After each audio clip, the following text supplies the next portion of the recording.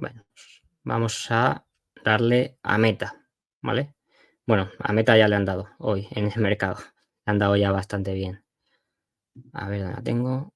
Aquí está la llamada. Vamos a ver las dos cosas, los resultados y la llamada de ganancias, ¿vale? Las he analizado las dos. Vale, se ve en pantalla lo de Meta.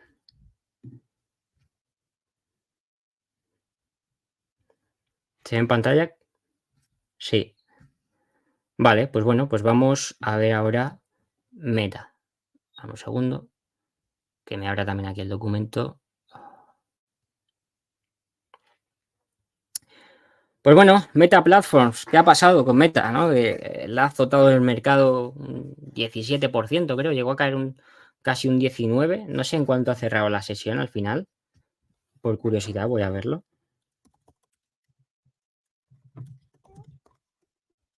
-10. Bueno, al final ha corregido bastante, de la hostia con la que empezó cayendo. ¿Qué ha pasado con Meta? Pues bueno, en mi opinión, y ya de forma resumida antes de entrar en detalle, para mí los resultados están de puta madre, ¿vale? Me parecen muy buenos resultados del primer trimestre por parte de Meta, muy buenos resultados, insisto.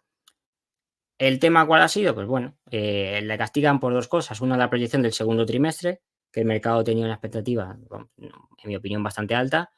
Y otra, el tema del aumento del CAPEX, un viejo enemigo de los accionistas de Meta. Al final es la esencia de Zuckerberg, pero bueno, al mercado le sigue sorprendiendo. Pero vamos a ver lo que ha pasado exactamente, vamos a ver cuál es el aumento que ha hecho, también en términos de CAPEX, sobre todo el por qué lo ha hecho, si tiene o no tiene sentido el aumento que va a hacer y si se va a descontrolar otra vez el gasto o no se va a descontrolar, que es un poco el miedo que hay, ¿no? Pero vamos a ver.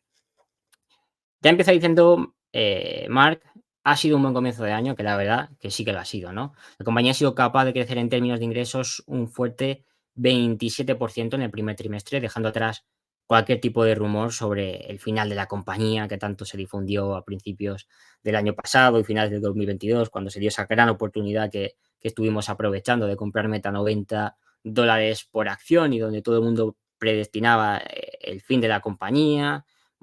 TikTok iba a absorberla, todo le iba a salir mal y bueno, fijaos cómo de un año para otro se ha dado la vuelta a la situación de forma abismal, ¿no? Y ahí, pues bueno, hay que aprovecharse de esas situaciones, ¿no? Sin embargo, bueno, tras este gran comienzo de año, ya digo, creciendo un 27%, pues la compañía se desploma un 17% o llegaba a desplomarse un 17% pues resultados. ¿Por qué? Pues bueno, el primer trimestre, como digo, la compañía alcanzó 36.455 millones de dólares en ingresos, ¿vale?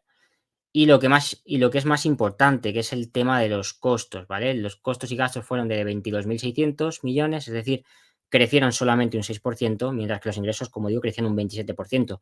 ¿Y eso qué provoca? Pues que el beneficio operativo prácticamente se doble hasta los 13.800 millones de dólares, con un margen operativo que mejora en 13 puntos porcentuales, una brutalidad, hasta el 38% y ya recuperando niveles máximos prácticamente. Con ello, el beneficio neto, ¿qué pasa? Pues que se multiplica también, ¿no? Y crece un 117% hasta los 12.370 millones de dólares. Eso sí, con una tasa efectiva también más beneficiosa en este inicio de año, de en torno al 13% frente al 22% que tenía en el primer trimestre de 2023, por lo cual lo natural también sería esperar que esto se vaya corrigiendo. Así, la compañía ha alcanzado un beneficio por acción en este primer trimestre de $4,7 por acción frente a los 2,2 que tuvo en el primer trimestre de 2023, por lo que, de mantener ese resultado, a lo largo de los 4 trimestres, la compañía sería capaz de generar más de $19 por acción en términos de beneficios este año, ¿no? Y probablemente la cifra sea bastante más alta, porque normalmente el primer trimestre es el más débil de los 4, ¿de acuerdo? Y es posible que supere los $20 por acción. Luego, aparte de caja, la compañía tiene otros $10 por acción aproximadamente, por lo que la compañía 420 estaría cotizando a unas 14-15 veces Enterprise Value, ¿no? Por lo cual, cuidado, porque se encuentra ya en una valoración bastante razonable, ¿no? Esto significa que he de reconocer que la compañía literalmente ha destrozado todas nuestras expectativas, ¿vale? Es cierto que la valoración que nosotros hicimos en 2022, con la acción desplomándose, fuimos todo lo conservadores posible para no jugárnosla, ¿de acuerdo? Y asegurar la inversión, y por ende jugamos la compra de la empresa con total seguridad, ¿no? Sin embargo, ese mismo movimiento que nos hizo beneficiarnos de ese 115% de rentabilidad en 7, 8 meses que le sacamos a la compañía, también he de reconocer personalmente que nos hizo vender demasiado temprano, lo cual, aunque con beneficios, y ojalá todos los errores sean con beneficios, también lo considero un error en nuestra capacidad de predecir una recuperación más efectiva, ¿vale? A pesar de ello, sí que es cierto que, bueno, debemos de estar contentos de ejecutar con disciplina al final nuestro sistema de valoración, algo que yo considero que continuará generándonos beneficios en el futuro. Y al final, siguiendo nuestro sistema, nos salía que la empresa pues ya estaba cara y vendimos, ¿de acuerdo? En ese lado sí que estoy contento por la parte de la disciplina, ¿de acuerdo? Pero no estoy contento por el lado de que efectivamente el error estuvo a la hora de las proyecciones, ¿no? Al final no fui capaz de ver una recuperación mucho más acelerada de lo que inicialmente proyecté y en consecuencia pues también me perdí parte de la fiesta, ¿vale? Eso no significa que vaya a comprar ahora después a 500 euros, perdón, a 500 dólares casi que estaba la acción, que para mí estaba muy por encima y evidentemente por mucho que me guste la empresa pues tampoco voy a comprar de forma sobrevalorada ni por FOMO de que se me haya escapado más rentabilidad, ¿no?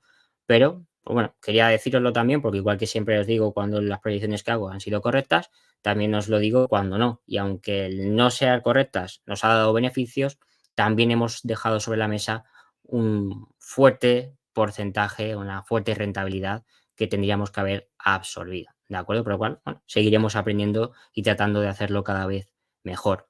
Si nos vamos a los KPIs clave, podemos observar cómo las personas activas diarias fueron más de 3.240 millones en el primer trimestre, es decir, un aumento del 7% interanual, muy positivo también. Las impresiones de anuncios en la familia de aplicaciones aumentaron un 20% interanual, pero no solamente aumentan las personas activas diarias y las impresiones de anuncios, sino que también el precio promedio por anuncio aumentó un 6% interanual y ya cambia la tendencia con 2023, donde prácticamente estuvo todo el año reduciéndose el precio promedio por anuncio y lo que estuvieron aumentando fueron las impresiones, ¿no? También favorecidas o impulsadas por la inteligencia artificial. Entonces, con todo ello, la compañía pues, pudo generar esa buena o esa muy positiva evolución de ingresos del 27% que hemos comentado, ¿no? Mientras que el CAPEX ascendía a los 6,7 mil millones de dólares en el primer trimestre. Las recompras fueron de alrededor de 14.600 millones y además dieron dividendos por 1.270 millones de dólares. Un dividendo sumamente simbólico, pero que ya da señales de que no hay mucho más en lo que reinvertir el capital para mantener la rentabilidad elevada. Solamente tiene dos puntos donde invertir, que es donde está realmente concentrando el CAPEX y es donde el mercado la castiga por concentrar el CAPEX, cuando en mi opinión es algo absolutamente necesario para la supervivencia de la compañía y para el crecimiento futuro de la compañía. Prácticamente, y en mi opinión, la compañía está invirtiendo ahora en lo que va a hacer de Meta una empresa completamente diferente en 10 años y una empresa mucho más rentable también, ¿no? Pero ya sabemos que el mercado siempre acaba mirando a corto plazo. Al final, ¿qué ha pasado? Bueno, pues la compañía aumenta su guía de CAPEX este año y el mercado lo ajusta a la baja con la caída del beneficio que proyectaban para este año. Eso ha sido básicamente la causa de la caída de la compañía, no ha sido más. Ha sido un movimiento totalmente cortoplacista, ajustando los analistas el aumento de CAPEX de este año y por ende la disminución del efectivo neto o el flujo de caja libre generado, ¿no? Luego, ya lo veremos en las cuentas, pero la compañía dice que ha generado 12.500 millones de dólares de flujo de caja libre, veremos que es menos según mis cálculos, pero que bueno, que en cualquier caso, de ser así, encajaría perfectamente proporcional a la generación de beneficios netos y estaría cotizando también alrededor de 15 veces Enterprise Value Free Cash Flow, ¿no? Y la plantilla, pues bueno, cierra finalmente en unos 69.000 empleados, disminuye un 10%, sorpresa de nadie, como ya sabíamos, por el efecto de la reestructuración que tuvo la compañía el año pasado, ¿no? El gran año de la eficiencia. Y aquí empezamos con las perspectivas para el próximo trimestre y para el año, que es donde empiezan a estar los problemas que los analistas han encontrado, ¿no? Y por lo cual le castigaron con esa caída, ¿no? Yo os adelanto que Bueno, es que el informe este lo hice esta mañana, cuando caía un 17%, ¿no? Y decía, ya, me parece el 17% totalmente desproporcional, ¿no? Al final ha caído un 10%, que ese 10%, ya digo, es simplemente el ajuste del CAPEX que se va a aumentar este año, compensando eso, la caída de beneficio, y así te sale exactamente, prácticamente, lo que le han recortado de valoración a la compañía. O sea, es un movimiento totalmente mirando el corto plazo. ¿Tiene sentido? Bueno, si miras a corto plazo, tiene sentido. Si miras a largo plazo, es un movimiento totalmente desproporcionado y que cabría la oportunidad de aprovechar, ¿no? Entonces, debemos de partir de que el mercado tenía unas proyecciones bastante elevadas también para el segundo trimestre y la compañía nos dice que espera mantenerse entre plana, en torno a los 36.500 millones en comparación con el primer trimestre, ¿vale? Y, en el mejor caso, alcanzar los 39.000 millones de dólares, es decir, un aumento del 6,8% intertrimestral o 18% interanual, ¿de acuerdo? Hasta aquí, honestamente, yo no veo ningún problema, ¿vale? Incluso si se queda plana, si al final, lo hace así, o sea, plana me refiero frente al primer trimestre, ¿no? En cualquier caso, seguiría teniendo un crecimiento bastante razonable durante el año, ¿no? Pero vamos con la primera noticia negativa, o más que negativa, diría que ha impactado negativamente las proyecciones de analistas, aunque no me parece negativa, insisto, porque al final se trata de la construcción del ecosistema de Meta y de su estrategia a largo plazo. Entonces, esa noticia es que aumentan la guía de gastos operativos totales para todo el año, que dicen que ascenderán alrededor de entre 96.000 y 99.000 millones de dólares, es decir, suben la guía frente a la anterior, que eran 94.000 millones en el rango bajo, y el mismo rango alto, es decir, tampoco es que haya variado de forma relevante, ¿de acuerdo? Pero hay más problemas para el ecosistema de metaverso. La compañía dice que espera que las pérdidas operativas aumenten aún más y de forma significativa, mientras que Zack nos dice que va a insistir en invertir en el desarrollo de productos sin escalar su ecosistema, lo cual es muy necesario, ¿no? En este caso, yo no sé si el mercado sigue soñando con que Zuckerberg en algún momento pare de invertir en el metaverso, lo cual no tiene mucho sentido cuando incluso cambió todo el nombre de la empresa entero a Meta, pero cada vez que anuncia peores resultados para el metaverso o que va a invertir más en el metaverso, el mercado reacciona negativamente, ¿no? Y al final, pues bueno, el metaverso, como ya dije hace 2 trimestres, si no me equivoco, es una realidad y es un objetivo total absoluto para Zuckerberg. Por lo cual, si inviertes en Meta, estás invirtiendo en Zuckerberg y también estás invirtiendo en su proyecto del metaverso. Por lo que si no confías en ese proyecto, en mi opinión, no debería de estar invertido, no deberías asumir en tus valoraciones el impacto de cerrar esa pata del negocio porque no la va a cerrar, ¿de acuerdo? Por otra parte, o la parte que más ha dolido un poco a los analistas ha sido la parte del CAPEX que os decía antes, ¿no? La nueva guía es de gastar entre 35 y 40.000 millones de dólares. Es decir, un aumento frente a la guía anterior del 16% en el rango bajo y del 10% en el rango alto. Por lo cual, aquí sí que es cierto que en este caso el impacto es relevante, sobre todo a la hora de calcular la generación de flujo de caja libre, y eso es lo que hace que las expectativas de mercado tengan que reducirse a la baja si miras al corto plazo, si miras al resultado de 2024, y eso es lo que ha hecho el mercado finalmente y lo que ha hecho que caiga ese 10% que ha acabado cayendo la compañía, ¿no? Pero de ahí a ese 17%, como decía, era totalmente desproporcionado, por lo cual tiene todo el sentido que al final haya acabado corrigiendo esa parte. Luego, aparte, al mercado no le gusta por algún motivo que Meta invierta ese nuevo CAPEX en acelerar la infraestructura para inteligencia artificial.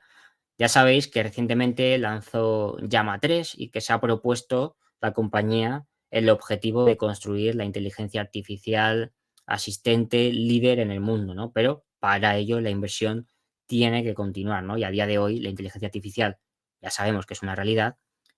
Otra cosa es que aparte también de ser una realidad, se esté construyendo una burbuja en términos de valoraciones con todo lo que tiene que ver con la inteligencia artificial, que las últimas semanas vemos que se empieza un poco a desinflar, ¿no? Pero honestamente sí que es cierto que me sorprende que el mercado haya castigado a Meta por precisamente invertir más en inteligencia artificial cuando últimamente prácticamente cualquier compañía que habla de invertir en inteligencia artificial automáticamente es recompensada por el mercado, ¿no? Por lo cual, parece o me da a mí la sensación personal de que empieza a reducirse ese gran boom de la inteligencia artificial o se empieza a normalizar, ¿no? Y eso lo sumamos a que el metaverso sigue siendo un gran enemigo de los analistas, pues bueno, tenemos sumando las dos partes esa gran caída que ha tenido Meta, ¿no?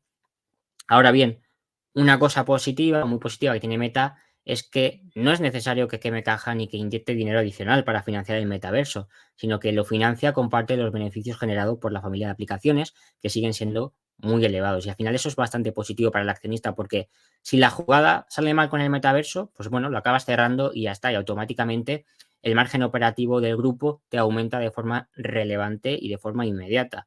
Pero en cambio, si te sale bien, a los accionistas no le habrá costado mucho más y en cambio la rentabilidad que generarías con esa pata del negocio sería muy elevada, sumándosla a la de la familia de aplicaciones. Por lo cual, yo realmente no entiendo el conflicto exagerado que hay con que Zuckerberg invierta en el metaverso, sobre todo en esa realidad mixta, siempre y cuando no se descontrole en términos de plantilla, en términos de ineficiencias de costes, que era el problema que tenía anteriormente, por el cual ya tuvo que aprender la lección y que ha dicho, no sé si 10 veces en la llamada de ganancias de hoy, que la lección está aprendida y que no van a descontrolar todo lo que tiene que ver la gestión de costes, ¿no?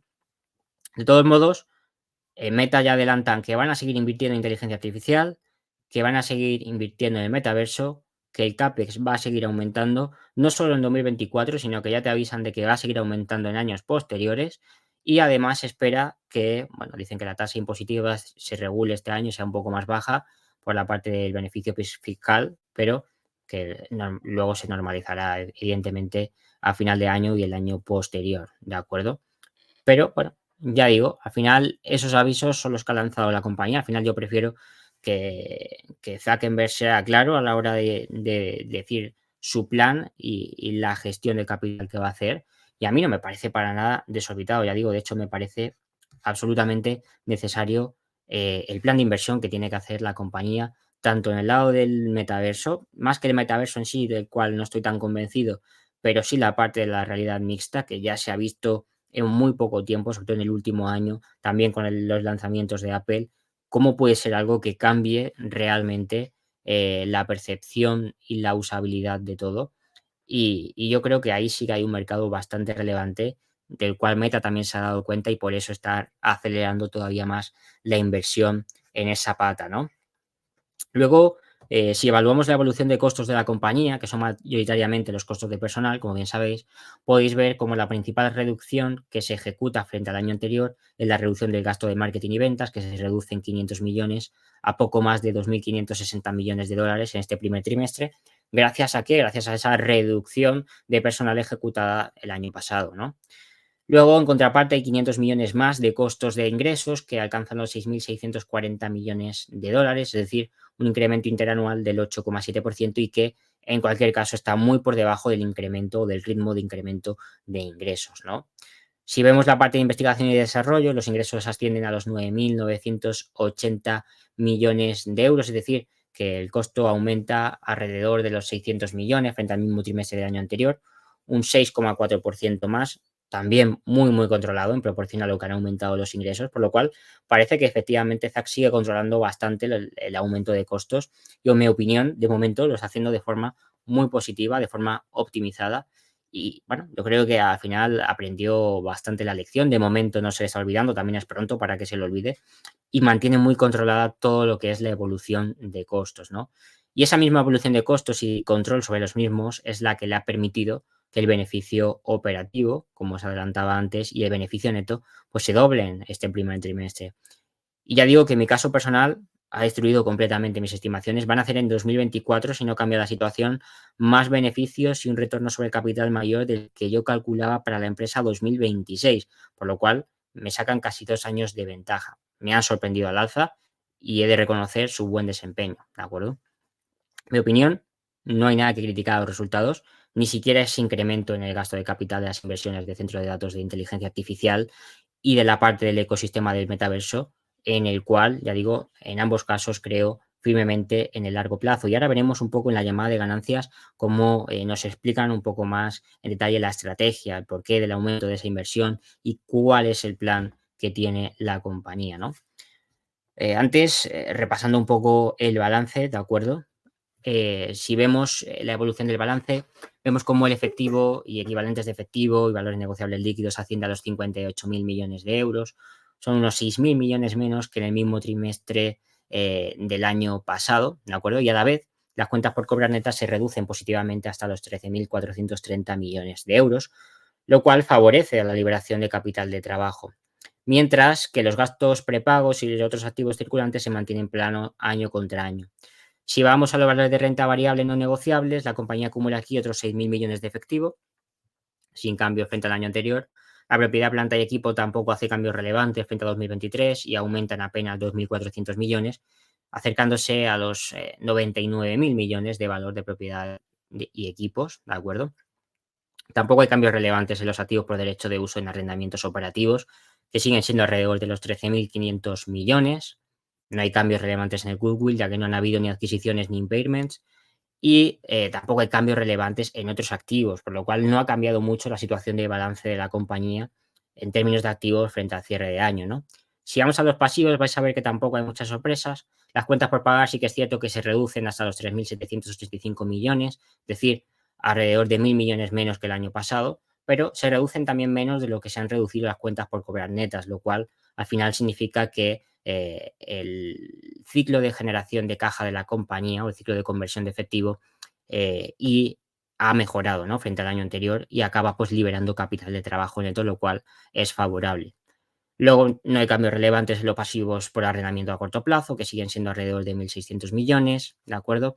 Se reducen en 3.000 millones los gastos acumulados y pasivos corrientes, aunque tampoco es una partida relevante, mientras que la deuda a largo plazo, esos 18.000 millones que tiene en bonos, ¿de acuerdo? Pues se mantiene plano frente al año anterior. Los pasivos por arrendamiento a largo plazo también se mantienen planos en los 17.500 millones si no hay cambios en ninguna otra partida del pasivo con terceros, ¿no? ¿Cuál es la consecuencia de todo esto? Pues bueno, que el equity para los accionistas, que al final es lo que nos interesa, se reduce frente al cierre de 2023 en alrededor de 3.500 millones de euros, ¿vale? Cae hasta los 149.500 millones de dólares, perdón, mal he dicho euros. ¿A qué se debe esta reducción? Pues bueno, principalmente al efecto de las recompras y de los dividendos que se han liberado para los accionistas.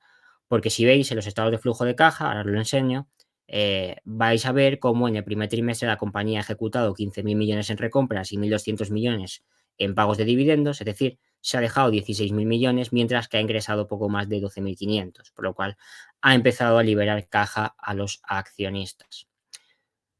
Si vemos, efectivamente, en los estados de flujo de caja, lo que observamos es que la compañía ha generado un efectivo neto de las actividades de explotación de 19.250 millones de dólares aproximadamente, es decir, un 37% más que el año pasado, lo cual implica esas mejoras en la generación de caja gracias a la optimización de costes y la consecuente mejora de márgenes. Y claramente, pues eso se ve reflejado en qué, pues en ese drástico aumento del 117% en el beneficio neto. Luego los cambios en el capital de trabajo prácticamente se han quedado planos en este primer trimestre de 2024, mientras que el año pasado castigaba negativamente a la compañía en más de 1.300 millones de dólares, por lo cual también positivo por ese lado. Si vamos al cálculo de flujo de caja libre, yo siempre calculo el free cash flow to the firm, que se calcula como beneficio operativo, menos impuestos, más depreciación y amortización, menos variación del capital de trabajo neto, que en este caso es plana, menos el CAPEX, que se sitúa en este primer trimestre en esos 6.400 millones, y eso nos deja un flujo de caja libre para la firma de 9.000 millones de dólares. ¿Vale? A la compañía le sale más alto, le sale 12.500 millones. ¿Por qué? Porque nos suman 3.500 millones de la compensación basada en acciones, que para mí, al no ser fruto natural de la actividad operativa de la empresa, yo no lo cuento como flujo de caja libre, ¿vale? Si nos vamos al flujo de efectivo de inversión, ¿en qué han gastado? Pues bueno, pues han gastado básicamente en CAPEX esos 6.400 millones, algo menos de 400 millones menos que el mismo trimestre de 2023, y luego han invertido unos 2.200 millones adicionales netos en títulos de deuda negociable, básicamente bonos y otros activos de deuda negociable que no deja de ser liquidez, por lo cual su único gasto ha sido el CAPEX y han sido, ya digo, esos 6.400 millones aproximadamente. Si vamos al flujo de efectivo de actividades de financiación, vemos lo que la compañía ha hecho con la caja generada, que es lo que os decía antes. ¿vale? Ahí veis cómo la compañía ha repartido esos 1.273 millones en dividendos, aparte ha repartido otros 15.000 millones o los ha usado para ejecutar recompras, ¿de acuerdo? Por lo cual, la retribución total al accionista ha sido de 16.270 millones, mientras que la compañía ha pagado también unos 3.000 millones en impuestos pendientes y un gasto principal de arrendamientos financieros de alrededor de los 300 millones de dólares. Por eso es que, como calculábamos antes, la caja neta se reduce este año, en este primer trimestre, tal y como veíamos en el balance, ¿no? Porque ha distribuido a los accionistas más de lo que ha generado en el trimestre, lo que hace que el equity baje, pero a la vez la rentabilidad o el ROE se mantenga elevado, ¿no? Si analizamos los resultados, es probable que el ROE ascienda este año a en torno al 30%, lo cual sería una brutalidad teniendo en cuenta que mis expectativas estaban en torno al 23%, lo cual, como ya os he dicho, las ha destrozado completamente, ¿no? Luego ya para acabar la parte de los resultados, antes de pasar a la llamada de ganancias, ¿de acuerdo? Si vamos a la segmentación de canales de venta, podemos observar cómo como es habitual, prácticamente todos los ingresos vienen de la familia de aplicaciones, es decir, los ingresos publicitarios que ascienden este año a 35.600 millones, es decir, un incremento frente al mismo trimestre de 2023 del 27%. Luego también, junto a otros ingresos, esto hace que los ingresos totales de la familia de aplicaciones sumen cerca de 36.000 millones de dólares, ¿vale? Un 27% más que el año pasado. Mientras que, ¿qué pasa? Que los ingresos de Reality Labs, ¿vale? Alcanzan los 440 millones en este primer trimestre, que es un incremento interanual más elevado todavía, de en torno al 30%, pero que de momento es muy simbólico frente a la totalidad de los ingresos del grupo y sigue generando pérdidas. Al final, el beneficio operativo todo sale de la familia de operaciones y de los ingresos publicitarios, porque como bien sabéis, la parte del negocio del metaverso, ¿de acuerdo? De momento sigue sin ser rentable. En este caso, los beneficios de la familia de aplicaciones han sido de 17.664 millones de dólares, es decir, un incremento interanual del 57%, gracias a, ¿qué? A esa fuerte optimización de costes, ¿de acuerdo? Y a esa estrategia, a esa oleada de despidos también para mejorar la eficiencia, ¿vale? Ese famoso año de la eficiencia de Zuckerberg que tuvo éxito, mientras que la parte del metaverso genera menores pérdidas, ¿cierto?, que las generadas en el primer trimestre del 2023. En este caso, pérdidas operativas de algo más de 3.846 millones de euros, ¿vale? Más o menos un 3,7% menos de lo que perdía el año pasado, ¿vale? Personalmente, insisto, creo que su apuesta por la realidad mixta, sobre todo, será todavía más rentable en el largo plazo que la idea original del metaverso, la cual sigo sin ver tan clara, ¿no? Pero la verdad es que son unos resultados sencillos de leer, ¿vale? Así que, si queréis, vamos a pasar a observar los datos claves de la llamada de ganancias, que es donde se da bastante más información sobre el plan estratégico de la compañía, sobre exactamente qué es lo que quiere hacer y por qué quiere aumentar la inversión en la parte de la inteligencia artificial y en la parte del metaverso. Vamos a ver, os la voy a abrir en otra ventana para que aparezca subrayada. Dame un segundo. Si tenéis dudas, irla dejando en los comentarios y así lo vemos ahora. Vale, se ve en pantalla. Se ve en pantalla la llamada de ganancias, ¿verdad? Déjame ver la pantalla de comentarios. Se ve. Vale. Pues bueno, de la llamada de ganancias. ¿Qué es lo que hay? Bueno, vamos, son 24 páginas de transcripción, no os preocupéis, no vamos a verlo todo, vamos a ver solo lo relevante y lo que no hayamos comentado ya, ¿vale? Que el hecho que el primer comentario importante que haga Zuckerberg sea respecto a WhatsApp, ya me deja pistas de que su estrategia en el corto o medio plazo va hacia explotarla más y darle uso a esa gran bomba de valor, ¿no? Ya empieza a resaltar Zuckerberg que específicamente WhatsApp está teniendo bastante éxito, también la parte de WhatsApp Business, donde están incrementando los usuarios activos diarios y mensuales y las actividades están aumentando bastante, incluso también en los Estados Unidos, ¿no? Por lo cual, esa parte de WhatsApp que poco a poco empieza a aflorar valor, aunque de forma de momento muy sutil, ¿de acuerdo? Sigue siendo un objetivo principal para la compañía, ¿no? Y aquí empieza ya hablando de todo el tema de la inteligencia artificial, porque es donde está centrando los últimos esfuerzos de inversión, ¿no? Entonces empieza hablando de Meta AI y de lo que es el Llama 3, que es un modelo de inteligencia que alimenta la versión de inteligencia artificial Meta AI, ¿vale? Cuyo objetivo nos dice es básicamente construir el servicio de inteligencia artificial líder en el mundo, tanto en calidad como en uso, ¿vale?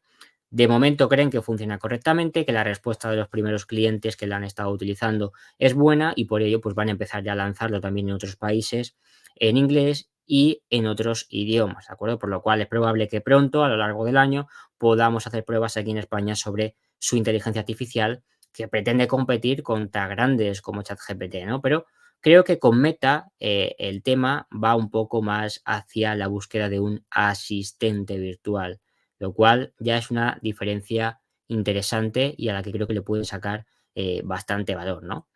Ya con Meta lanzando su inteligencia artificial generativa, yo creo que ya todos los grupos tecnológicos grandes la han sacado ya, ¿no? Por lo cual, ahora empieza una carrera agresiva por ver quién lo hace de forma más eficiente y quién se queda con mayor cuota, ¿no? Entonces es muy interesante y ventajoso para Meta, en mi opinión, el poder integrar esa inteligencia artificial, como lo está haciendo, dentro de la propia WhatsApp, en ese chat integrado que quiere hacer, o bueno, o que ya ha hecho, pero también integrarlo dentro de su ecosistema en Instagram, en Facebook, en Messenger. Al final, ahí yo creo que la compañía tiene una ventaja competitiva de escala brutal, ¿no? Y de alcance de clientes brutal que ya utilizan esa mensajería diariamente. Por lo cual, integrar ahí ese asistente virtual, como quiere hacerlo, yo creo que puede, si aprovechan bien, puede lograr su objetivo o ese alcance de ser los número uno en el mundo en esa dinámica, ¿no? Pero depende sobre todo de su calidad, que es lo que aún hay que probar y es lo que aún está por verse, ¿no? Luego, aquí otra de las cosas que ha podido no gustar al mercado, porque la verdad es que el mensaje es bastante contundente, de que no solamente van a invertir mucho en inteligencia artificial, sino que además te dice claramente que van a estar bastante tiempo sin obtener ingresos de esas inversiones, ¿vale? Es algo que ya han hecho en infinidad de ocasiones antes, en otros lanzamientos de nuevos productos, ¿de acuerdo? Pero al final nos dicen que, bueno, al final todo el tema de inteligencia artificial, ellos aún no lo están monetizando, apenas están en esa primera fase de qué, de escalada, van a irlo escalando.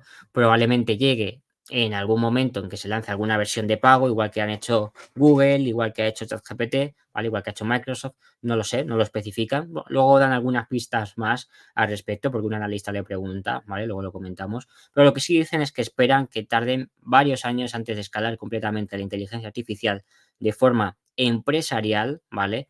Y sacarle rentabilidad, ¿vale? Y eso evidentemente, pues, que tarde varios años al mercado no le gusta, nada de que implique dejarse mucho dinero y no verlo a corto plazo, ¿vale? Al final yo creo que es un poco visión cortoplacista, pero cualquiera que analice la estrategia que está siguiendo la compañía entiende bastante bien lo que quiere hacer. Otra cosa es que funcione o no, que eso no lo sabemos, pero desde luego tiene sentido la inversión que estás realizando, ¿no?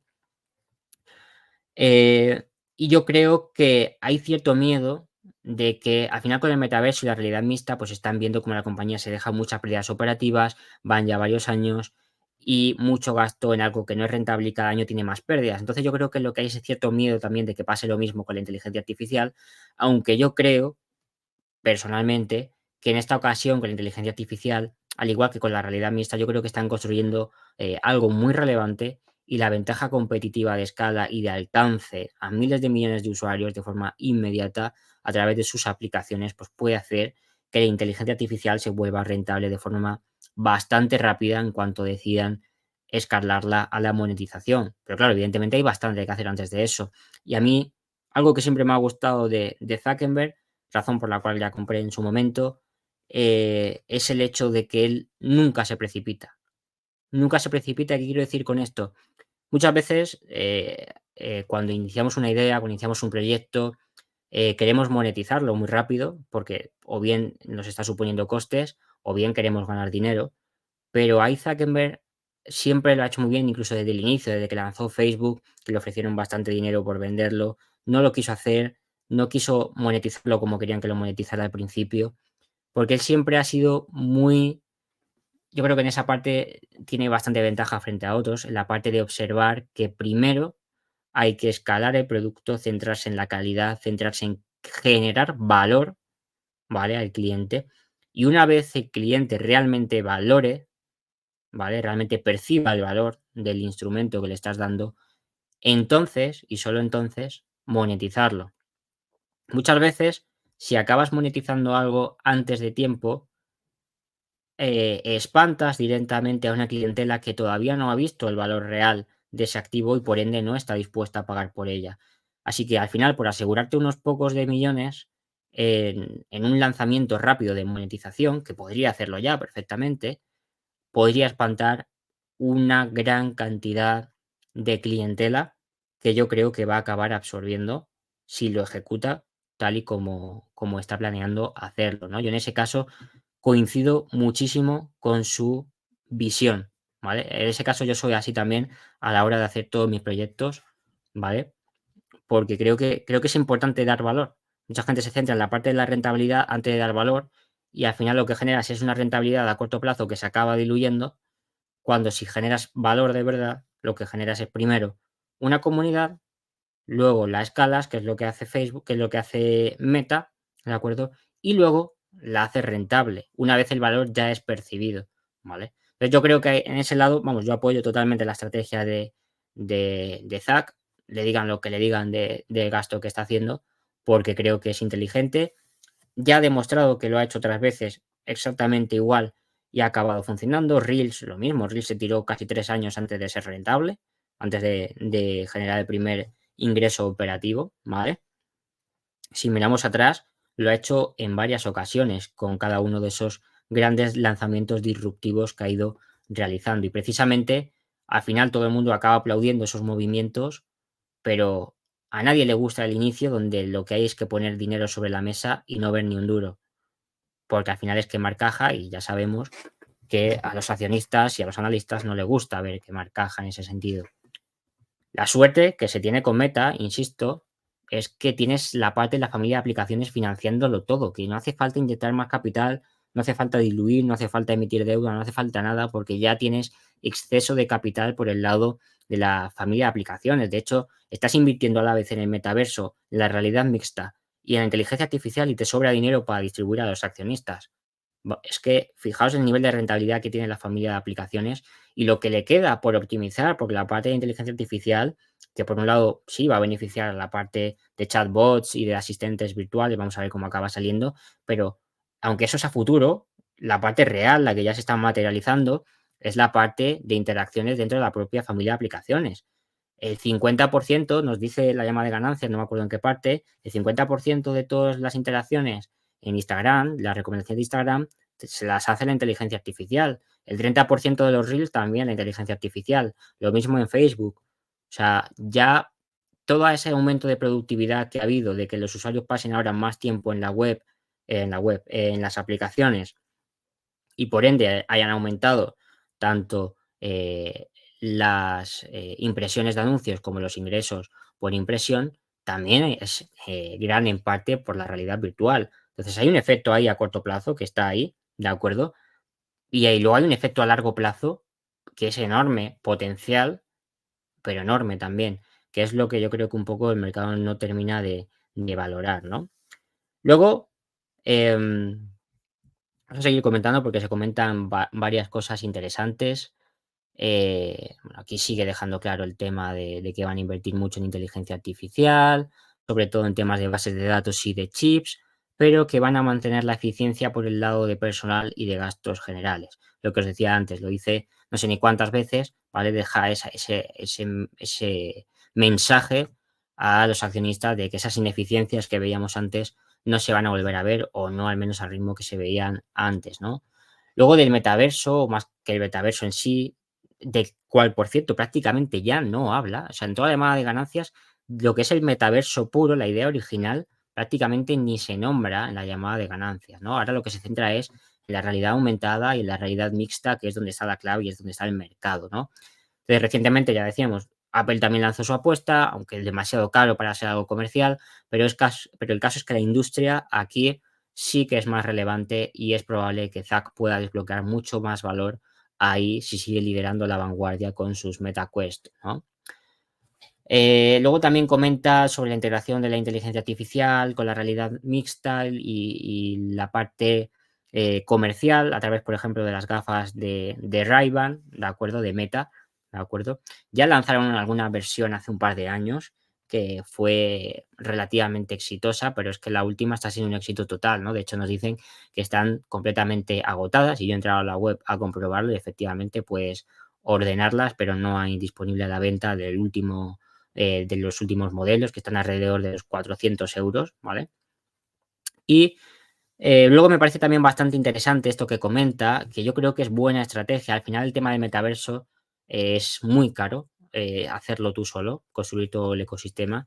Entonces, me parece inteligente el movimiento que va a ejecutar o está ejecutando ya ahora, que es el de abrir el ecosistema Meta Horizon para que otros desarrolladores también trabajen sobre él. Al final, su enfoque tal y como le explica, pues deja claro que tiene una visión muy adelantada a las de sus pares y puede hacerlo de forma más acelerada si permite que entren terceros, ¿no? Al final, muchos están cerrándose y él lo que hace es lo contrario, es abrirse porque se ha dado cuenta también de que hacerlo él todo solo pues es bastante más costoso, ¿no? Y al final todo lo que acaben desarrollando terceros, ellos lo pueden utilizar y pueden monetizarlo, ¿no? Por lo cual es bastante inteligente en esa parte, ¿no? Eh, Luego dicen que, si bien piensan que la parte de los dispositivos Quest van a seguir siendo los auriculares más populares del mercado, ¿vale? Dicen que también pues, van a hacer un poco de todo aquello que pueda servir a los clientes, ¿no? Y ahí, pues, abrir el sistema, como digo, pues puede ayudarles bastante a hacerlo de forma más rápida, ¿no? Ahí ponía muy bien ese ejemplo, decía, por ejemplo, para la parte que está centrada en la parte laboral, pues quizás tiene sentido que busquen periféricos pues, más ligeros, pero que puedan conectar a su ordenador, ¿de acuerdo? Liberando la parte de la batería y liberando peso y haciéndolo más ágil, ¿de acuerdo? Luego la parte de los que estén centrados en el mundo fitness, pues los necesitarán estos dispositivos más ligeros y con materiales que absorban el sudor, ¿vale? Los de entretenimiento a lo mejor lo que priorizarán es que sean pantallas de muy alta resolución, sobre todo lo demás, quizás a todos los demás le dan menos importancia, pero le importa que la resolución sea óptima. Entonces, básicamente lo que dice es que no solamente se trata de desarrollar un solo tipo de producto como se está haciendo ahora con las MetaQuest, sino que quizás tiene sentido lanzar diferentes tipologías de productos para diferentes sectores o diferentes tipos de clientes, ¿no? Lo cual me parece bastante razonable y bastante inteligente, ¿no? Bueno, esto ya lo he comentado antes, todo el tema de la inteligencia artificial que afecta al motor de búsqueda y todo eso, ¿vale? Bueno, aquí dicen que acaban el trimestre con un 3% más que en el cuarto trimestre de 2023, ¿vale? Bueno, hay que vigilar que no aceleren demasiado de nuevo el tema de los clientes, de momento no parece que vaya a ser, pero igualmente, insisto, hay que vigilarlo, ¿no? Luego, en cuanto a la geografía, sí me parece interesante, aquí se os ha juntado dos imágenes de la presentación, ¿vale? Porque hay síntomas de recuperación claros en todas las geografías, ¿no? El ingreso por usuario ha alcanzado los 35,6 euros, perdón, dólares, marcando nuevos máximos en el primer trimestre, que normalmente es el más bajo. Y por geografías mejoran, como veis, en todas las áreas geográficas y de forma robusta, incluida Asia, a pesar de esa famosa desaceleración de China. De hecho, luego le preguntan sobre China y dicen que no, que ellos siguen observando crecimiento en China a pesar de esa desaceleración y que, pues bueno, se puede observar también en el crecimiento tanto en las impresiones de anuncios como en los ingresos por impresiones, como en los ingresos por usuario, ¿vale? Luego, aquí sobre todo hablan de WhatsApp Business, que siguen redirigiéndolo bien, que siguen buscando aumentar el tráfico de empresas. Tienen ya más de 100 millones de empresas, que se dice pronto, 100 millones de empresas trabajando con su aplicación y que siguen trabajando en desarrollarla para que sea más relevante e incluso integrarla con inteligencia artificial de manera que el costo de anunciarse sea también más eficiente para las empresas, ¿no? Sobre todo para las pequeñas y medianas empresas que ven muchas dificultades a la hora de planificar la parte de marketing y la parte de publicitaria, y que creen que su tecnología de inteligencia artificial, que incluso hace vídeos en función de descripciones de imágenes, pues puede ayudar muchísimo a las pequeñas y medianas empresas en la parte del marketing, ¿no? Y que no sea un límite o un limitante tan relevante. Luego, para los que sigan diciendo que Meta se deja todo el CAPEX en el metaverso y cada trimestre vuelvo a demostrar que es falso. Bueno, veis aquí también en este primer trimestre como el 81% del CAPEX se va a, eh, a la family a la familia de aplicaciones, ¿de acuerdo? Por lo que no es cierto eso que se dice de forma general de que la compañía se deja la mayor parte del gasto en el Reality Labs. No es cierto. La mayoría se va a la familia de operaciones, de aplicaciones, ¿vale? Bueno, aquí habla del tema de los ingresos a la familia de operaciones, que ahí ya veis, ¿no? La familia de operaciones tiene un margen operativo brutal del 49%. Es que se dice pronto, ¿eh? Por lo cual, ya lo que os decía antes, o sea, si Meta finalmente acabase desistiendo con la parte del metaverso a largo plazo y tuviese que cerrarlo, que yo estoy seguro que no va a pasar, pero si sucediese, fíjate los márgenes que se le queda a la empresa con la familia de aplicaciones. Son brutales. Por lo cual, el negocio, aún sin el metaverso, de hecho, probablemente el mercado lo valoraría todavía más alto si se quitara el metaverso de la valoración. Por lo cual, también es otro aspecto bastante relevante a tener en cuenta, y por eso veo bastante menos riesgo en todo lo que tiene que ver con la parte del metaverso, ¿no?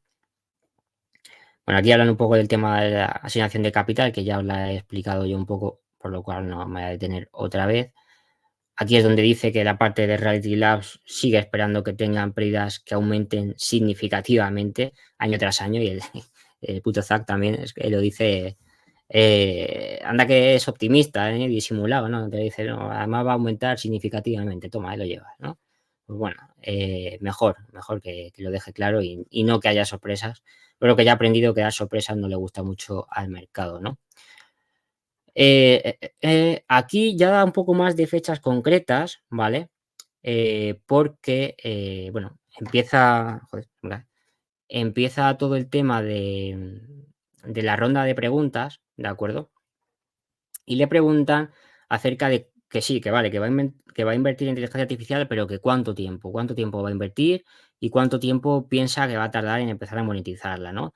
Y aquí ya dice Zack que explica que esperan invertir al menos 2 años, escalando la inteligencia artificial o ese motor de inteligencia artificial o ese asistente virtual, ¿vale?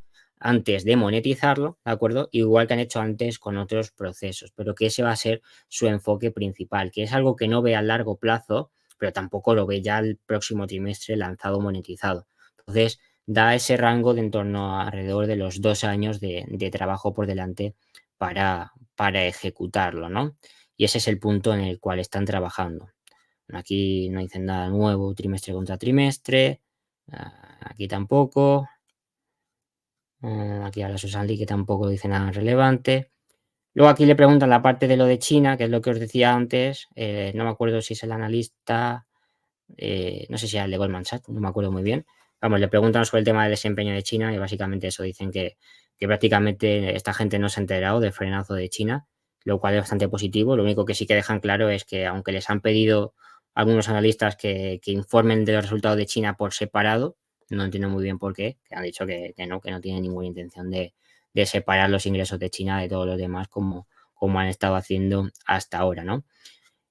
Y luego aquí el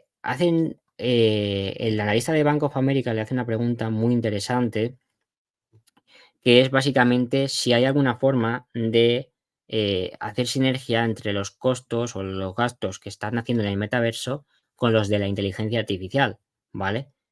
La pregunta es muy buena, ¿no? Porque al final es derivar gastos que ya tienes que usar sí o sí para el metaverso o para la inteligencia artificial y compartirlos ambos, ¿no? Y la pregunta es muy buena, pero la respuesta es una mierda, porque la respuesta que da Zack es muy vaga, ¿vale? Dice en general que sí, que bueno, que es una posibilidad y tal, pero bueno, da una respuesta tan generalista que al final la sensación de que da es que no, que va a haber inversión tanto por un lado como por otro, y que si bien habrá alguna sinergia, sobre todo en términos, decía él, de oficinas, materiales y tal, que bueno, que en general va a ir un poco separado una cosa de la otra, ¿no? Lo que sí deja claro es que siguen teniendo muy claro que su enfoque está en el retorno sobre el capital, ¿de acuerdo? Y que van a seguir maximizándolo al máximo posible, ¿no? Luego aquí una pregunta también muy interesante de Trade Securities que le preguntan sobre el tema de TikTok. No sé si lo sabéis, pero se ha lanzado una ley o se estaba lanzando una ley que iba a prohibir TikTok en los Estados Unidos, ¿no? Y también se estaba barajando hacerlo en Europa. De hecho, creo que en septiembre o en octubre se acaba el plazo, ¿vale? Había dos opciones, una era el cierre y la otra era de que vendiesen la parte de TikTok de Estados Unidos a una empresa estadounidense, vaya. Entonces estaba barajando quién podría comprarla y tal. Evidentemente, a Meta ni le interesa ni la dejarían comprarla por antimonopolio. Entonces se está viendo si va a haber alguien que pueda comprarlo o no, o al final qué va a pasar, porque el problema es que realmente lo que van a vender sería el nombre, o sea, TikTok en sí, pero lo que es el motor de inteligencia artificial que alimenta TikTok, ese no lo quiere vender el propietario. Entonces, básicamente comprar el nombre, entonces no sale muy rentable. Entonces, vamos a ver si al final acabará saliendo algún comprador o no. El otro día veía en Twitter donde comentaban sobre las cifras y tal. Yo no sé al final qué va a pasar ahí, pero lo que está claro es que TikTok, que decían que iba a matar a Meta, a Instagram y a Facebook, pues bueno, pues TikTok está oficialmente muerta en términos de operación, ¿no? Por lo cual vamos a ver qué acabará pasando con TikTok y entonces la pregunta que le hace el analista es muy buena, pues le dice, oye, todo el tema de la ley de la prohibición que se va a hacer de TikTok o que la tienen que vender, ¿vale? ¿Cómo os va a afectar eso a vosotros en las redes sociales, ¿no? Porque evidentemente pues la perspectiva es de que les va a beneficiar, evidentemente si se acaba cerrando, si se acaba prohibiendo y si se acaba vendiendo no va a tener la fuerza que tenía antes porque ya digo que el motor de inteligencia artificial que alimenta TikTok y que lo hace tan atractivo y tan adictivo, ¿vale? Ese no lo van a vender, por lo cual lo que queda es una un poco vacía, por así decirlo. Y la segunda parte de la pregunta, que también es muy buena, y dice si no le parece un poco amenazante el hecho de que Estados Unidos, que el gobierno decida un poco qué redes sociales pueden triunfar y cuáles no, y que escoja un poco, como dice él, ganadores y perdedores, ¿no? Y bueno, la pregunta, como digo, es muy buena, pero la respuesta da pena, ¿no? Al final, Zack dice que, bueno, Zack no responde Zack, responde Susan, ¿vale? Y dice que no sabe cómo le va a afectar a ellos la prohibición de TikTok. Vamos, no sé cómo, no lo sabe, no han hecho cálculos, vaya, no han tenido tiempo. Aunque es evidente que si acaba prohibida le va a beneficiar muchísimo y si acaba vendida probablemente también porque, como explico, no es TikTok pura, sino que es simplemente la marca. Pero bueno, ella dice que no tiene ni idea de cómo le va a afectar, ¿vale? No se quiere mojar. Pero es que de la segunda parte de la pregunta, de lo de los Estados Unidos, directamente ni le responde. Pasa a la otra pregunta.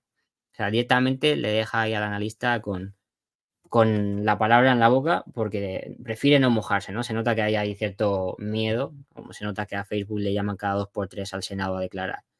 Pero bueno, bastante lamentable la respuesta, porque la pregunta era muy buena sobre el tema de TikTok